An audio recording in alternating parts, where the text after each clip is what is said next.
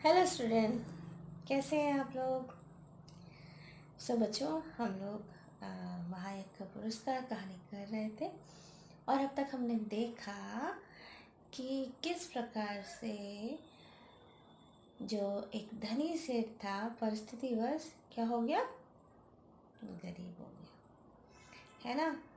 और तब उसको क्या करना पड़ा, अपना यज्ञ बेचने पड़ा।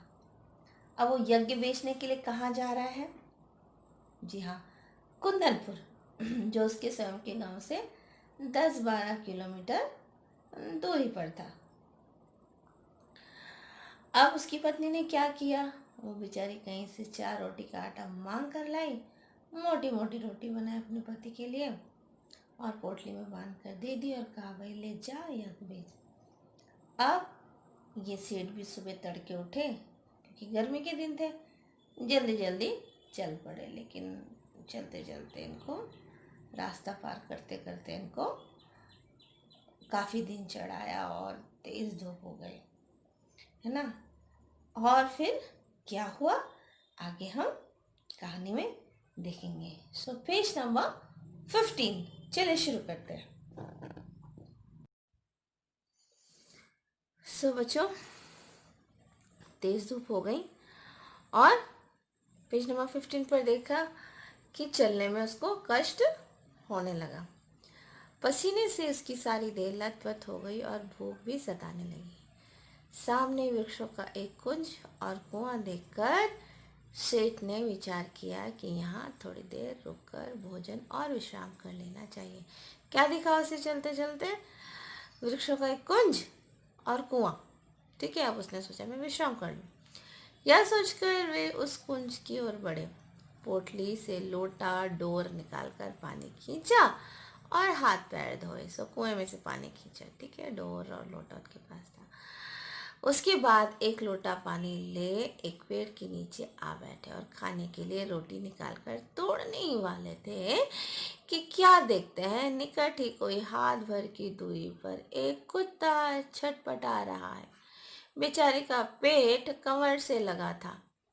सेठ को रोटी खोलते देख वह बार बार गर्दन उठाता, पर दुर्बलता के कारण उसकी गर्दन गिर जाती थी। यह देख सेठ का हृदय दया से भर आया। बेचारे को कई दिन से खाना नहीं मिलता दिखता, तभी तो ये हालत हो गई है। सेठ ने एक रोटी उठाई और टुकड़े टुकड़े कर कुत्ते के सामने डाल दी। कुत्ता भूखा तो था ही, धीरे धीरे सारी रोटी खा गया। अब उसके शरीर में थोड़ी सी जान आती दिखाई दी। वह मुंह उठाकर सेठ की ओर देखने लगा। उसकी आंखों में कृतज्ञता, थैंकफुलनेस, ठीक है, थी। सेठ ने सोचा कि एक रोटी इसे और खिला दूं तो फिर चलने फिरने योग्य हो जाएगा। एक रोटी तो दे दी सेठ ने। आज सेठ ने सोचा मैं इसको एक रोटी और दे देता हूँ तो ये कम से कम चलने फिरने लायक हो जाएगा। यह सोचकर सेठ ने एक और रोटी टुकड़े टुकड़े करके उसे खिला दी। 2 रोटियां खाने के बाद कुत्ते के शरीर में शक्ति आ गई और वो खिसकता खिसकता सेठ के समीप आ गया। सेठ ने देखा कि अभी भी वह अच्छी तरह चल नहीं पा रहा है। आसपास कोई बस्ती भी नहीं दिखाई दे रही थी। सेठ ने सोचा एक रोटी इसे और दे दूं, तो फिर यह अच्छी तरह चल फिर सकेगा। मेरा क्या, जैसे 2 खाई वैसे एक, थोड़ी देर में कुंदनपुर पहुंच ही जाऊंगा। साफ देख सकते हैं बच्चों, बिल्कुल उसको एक रोटी देने के बाद और दया आ गई। कुत्ते को दूसरी रोटी भी दे दी, तीसरी भी और क्या सोचा कि एक से एक काम चल जाएगा, बस कुंदनपुर में पहुंचने वाला हूँ। अब क्या करा, सेठ ने तीसरी रोटी उठाई और कुत्ते को खिला दी। अब एक रोटी बची, उसे लेकर वे स्वयं खाने ही वाले थे कि सेठ ने देखा कुत्ते की आंखें अब भी उसकी ओर जमी हैं। उन आंखों में करुण याचना है। याचना मीन्स प्रार्थना है। Page number 16। सहसा सेठ के मुंह से निकला, हाय बेचारा ना जाने कितने दिनों से भूखा है।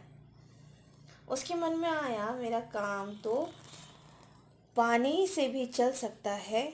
इस बेचारे मूक और बेबस जीवन को एक रोटी और मिल जाए तो फिर निश्चय ही इसमें इतनी ताकत आ जाएगी कि किसी बस्ती तक पहुंच सकेगा। तो इतनी करुणा और इतना दया उसको उस कुत्ते पर आ गई कि मैं तो पानी पी के चला लूँगा, ये तो बेचारा मरने वाला है, इसको खाने की ज़रूरत है। सेठ ने अधिक सोच विचार नहीं किया और वह अंतिम रोटी भी कुत्ते को खिला दी। स्वयं एक लोटा जल पीकर तथा थोड़ा विश्राम करके अपना रास्ता पकड़ा। दिया जले सेठ कुंदरपुर पहुंचे। सो शाम का समय हो गया। जैसे ही दिया जला सेठ कुंदनपुर पहुंच गए। सेठ हवेली पर पहुंचे तो धन्ना सेठ ने उठकर उनका स्वागत किया। पूछा, कहो सेठ, कैसे आना हुआ? सेठ ने कहा, संकट में हूँ और एक यज्ञ आपके हाथ बेचने आया हूँ।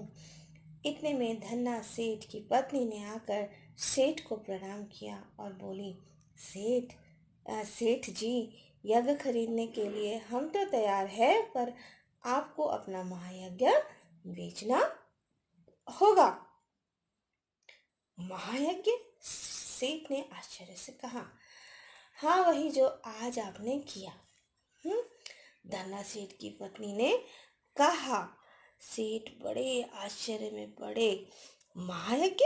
और आज? वे समझे कि उनका मजाक उड़ाया जा रहा है। अभी क्या हुआ? विनम्र भाव से बोले, आप आज की कहती हैं, मैंने तो बरसों से कोई यज्ञ नहीं किया, मेरी स्थिति ही ऐसी नहीं थी। धन्ना सेठ की पत्नी ने गंभीर भाव से कहा, नहीं सेठ, आज आपने भारी यज्ञ किया है। महाराज, उसे बेचोगे तो हम खरीद लेंगे, नहीं तो नहीं। सेठ विस्मित विमूढ़ हो गए। विस्मित विमूढ़ 6 यानी कि हैरान, है ना। उन्हें निश्चय हो गया कि इन लोगों को यज्ञ खरीदना नहीं है, इसलिए ये ऐसी बातें की जा रही हैं। क्या सोचते हो सेठ? बोलो, राजी हो? धन्ना सेठ की पत्नी ने पूछा। सेठ ने खिन्न होकर कहा, सेठानी जी, हंसी छोड़िए, काम की बात कीजिए। बरसों से मैंने यज्ञ नहीं किया, आप आज की कहती हैं। So thank you for watching. बाकी का लेसन नेक्स्ट वीडियो में देखेंगे बच्चों।